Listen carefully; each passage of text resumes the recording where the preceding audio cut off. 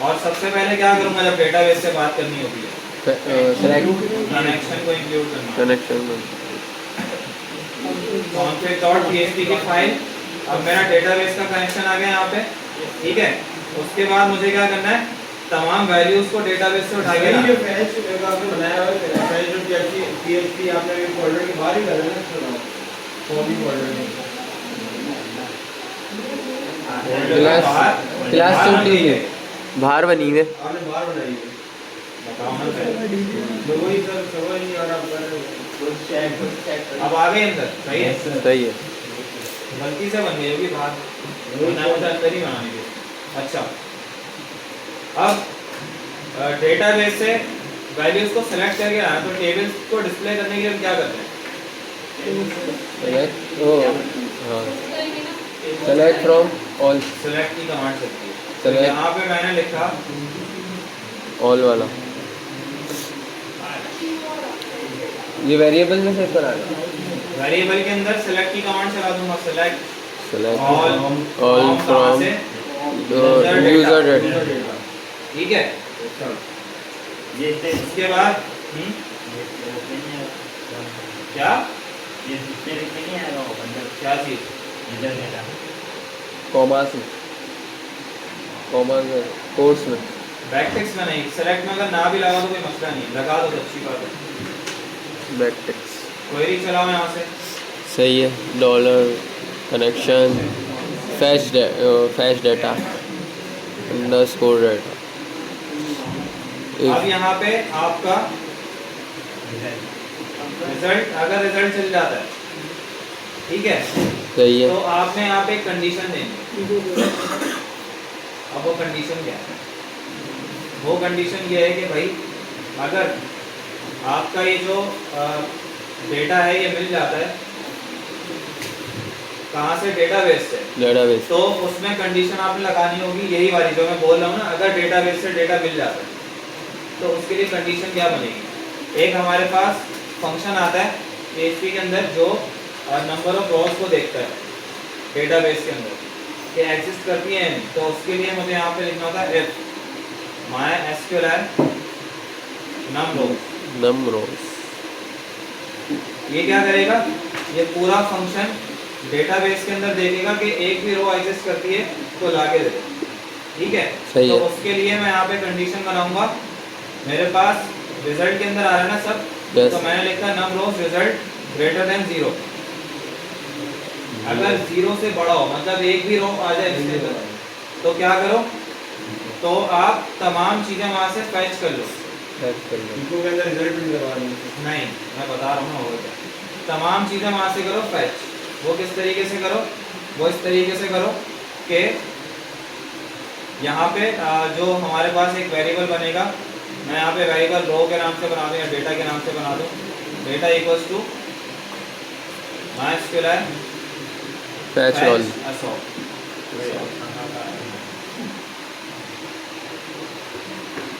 अच्छा, ये वाला काम मजे की बात है कि अलग फाइल में हम ना करें तो अच्छा, या हम उसी फाइल में करेंगे, टेबल की फाइल। मुझे अभी याद आया, असल में मैं एलेक्स पढ़ा के ना इतना एलेक्स में घुस गया हूँ कि मैंने ये सारा काम यहाँ कर दिया। मैं इसको यहाँ से हटाता हूँ और इसको मैं करता हूँ यहाँ पे इंसर्ट, नहीं इसका मसला नहीं, मैंने जहाँ पे टेबल बनाया ना अपना वहीं पे कर देता हूँ। यहाँ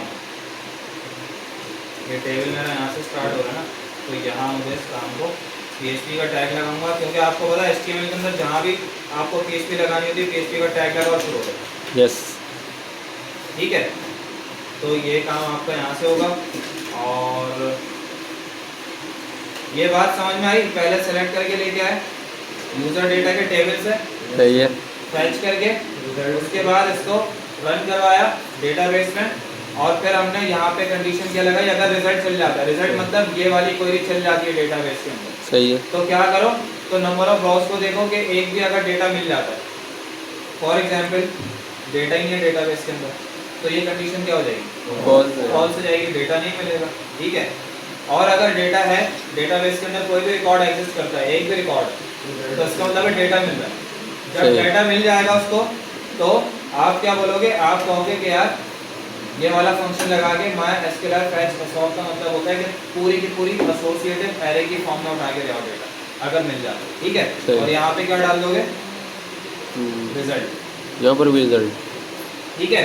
ठीक है, समझ में आ गई बात कि ये जो डाटा है आपका, इसके अंदर क्या हो, क्या आ रहा है, पूरी की पूरी associative array, associative array, clear हो गया, ठीक है। अच्छा अब आप यहाँ पे टर्मिनेटर लगाओ।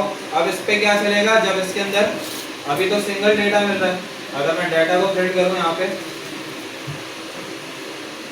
इको डाटा और ये बेटा, तो आपको क्या मिलेगा, देखते हैं जरा। अच्छा पहले तो कनेक्शन ऊपर मैंने कॉन्फ़िग की वही फाइल वही। नहीं की, ये वाली इसमें होगी। यहाँ पे PHP लगा के सबसे ऊपर। अच्छा जब भी आपको PHP लगानी हो ना, कनेक्शन बनाना हो, कुछ भी करना हो, तो आप सबसे ऊपर इंक्लूड करोगे। क्या बोल मिल रहा रहे है अभी, हैं? ऐड एरे मिल रही है, लेकिन एरे के अंदर कुछ भी डेटा दिखा नहीं रहा हो, यस, ठीक है, क्योंकि हमने उस डेटा को कॉल नहीं किया। कॉल नहीं किया, एसोसिएटिव एरे आ रही है लेकिन उसको हम कॉल नहीं कर रहे, ठीक Yes. है। कॉल किस तरह करेंगे, जैसे Fetch फॉर data. एग्जांपल पहली की क्या है उसकी, आईडी, आईडी, आईडी कॉल कर लें, यस आईडी के नाम से ही थी ना, यस, हाँ आईडी है,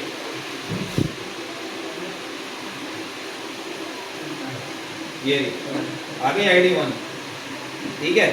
अच्छा आईडी के साथ साथ और क्या था, first name, last name, first का एफ कैपिटल था, ये एफ,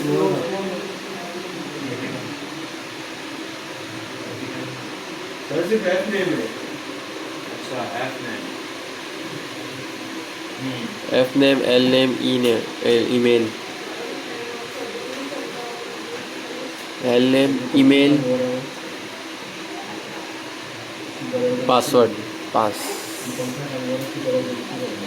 अब देखो तमाम चीजें इको हो गया, पासवर्ड है सर, आ गया। अच्छा पासवर्ड है, आ गया सर, ठीक है। सब एक ही में आ गया। इसका क्या मतलब हुआ कि ये एसोसिएटिव एरे के अंदर जो हमने ये फंक्शन लगाया, इसका मतलब क्या है कि डाटा के अंदर क्या आ रही है आपकी पूरी की पूरी एसोसिएटिव एरे, एसोसिएटिव एरे आ रही है, और उसके साथ साथ आपने तमाम कीज को कॉल किया तो आपके पास सारी यहाँ पे कीज अंदर वैल्यू शो कर रहा है, सही है, बेहतरीन ठीक है, है। अब रिकॉर्ड कितने हैं अभी इसके अंदर, एक ही है।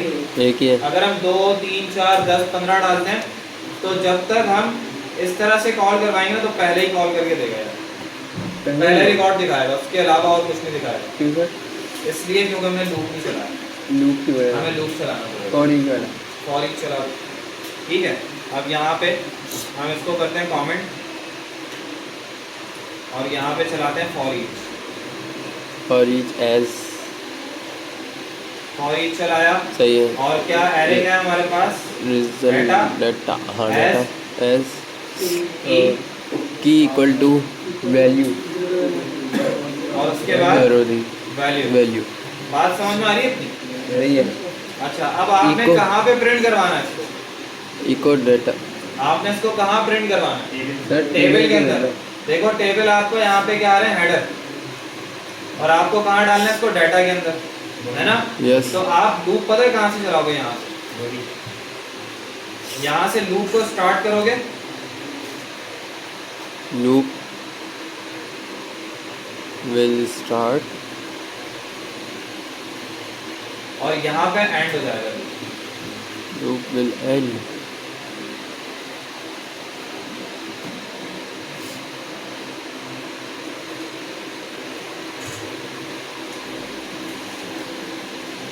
क्योंकि हमें क्या करना है, हर मर्तबा ये वाली पूरी रो उठा के फिट करनी है टेबल के अंदर, है ना। यस रो वाइज डेटा आएगा ना, पहली रो आ गई, दूसरी, तीसरी, चौथी, पांचवी, इस तरीके से। यस, तो हर दफा TR जाके पूरी फिट हो जाएगी टेबल के अंदर, जो भी रिकॉर्ड आएगा ना। अब यहाँ से लूप उठाते हैं, लूप को कंट्रोल X किया, यहाँ आके PHP का टैग लगाया और इसके अंदर रीच कर, रेज कर दिया। लेकिन अब ये देखो राइट से शो कर रहा है क्योंकि इसके ब्रैकेट जितने भी है ना सारे ऊपर रहेगा। तो ये तमाम ब्रैकेट्स भी उठाते हैं, कंट्रोल X करते हैं और ये सर इसके लास्ट में यहाँ पे एंड होगा लूप। PHP चलाई, सर सिर्फ एक ब्रैकेट आएगा। यहाँ पे एंड कर दिया। अच्छा यहाँ पर सही है सही है। जहाँ PHP लगानी है वहाँ पे PHP का टैग लगा दो। सर ब्रैकेट के लिए भी PHP का टैग लगा है। तो ब्रैकेट PHP के अंदर ही चल रहे हैं, HTML के ब्रैकेट थोड़ी हैं ये। देखो ना यहाँ से PHP आपकी स्टार्ट हो रही है यहाँ से, सर ये अलग फाइल और इनके ब्रैकेट्स 1 2, ये 2 ब्रैकेट इसके हैं। सही और है। एक आपका फॉर ईच का ब्रैकेट है 3। तो तीन। तीनों ब्रैकेट्स मैंने यहाँ पे लास्ट में क्लोज कर दिया और सही यहाँ है। बीच में HTML चल रही है। सही है सही है समझ ठीक है, सारा डेटा अब यहाँ इसी पे में क्या जाएगा। करेंगे, ये जो हमने ये चीजें उठाई थी ना, यहाँ से उठाते हैं एक एक करके, इको करते हैं, कंट्रोल X करते हैं यहाँ से, और यहाँ पे भी PHP लगानी पड़ेगी। कहाँ पे सर? यहाँ PHP लगाएंगे, जहाँ जहाँ PHP आपने यूज करनी है वहाँ पे लगानी है। सही है। तो अब यहाँ भी PHP आ रही है आपकी।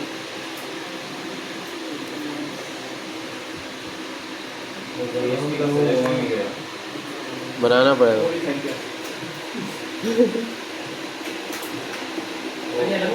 वो कंट्रोल C हो गया वापस, लिखना ही पड़ेगा।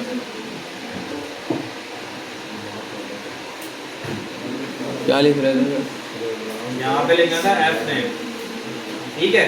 सही इसी है। तरह इन तमाम को हटाता हूँ और इसी को कॉपी Copy paste। नहीं आएगी।